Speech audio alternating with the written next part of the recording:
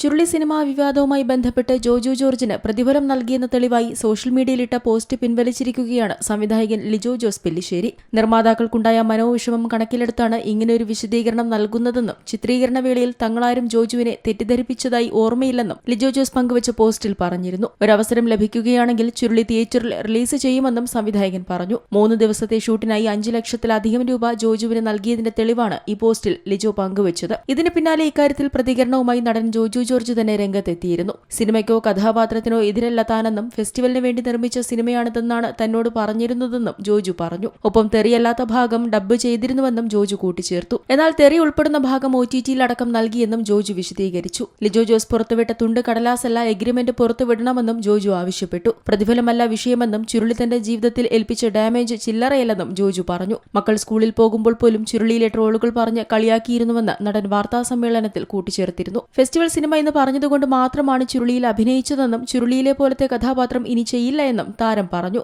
എന്തായാലും സംഭവം വിവാദമായതിനു പിന്നാലെ ലിജോ ജോസ് ഇട്ട പോസ്റ്റ് പിൻവലിച്ചത് കൂടുതൽ ചർച്ചയാവുകയാണ്. Entertainment desk, Zee Malayalam news.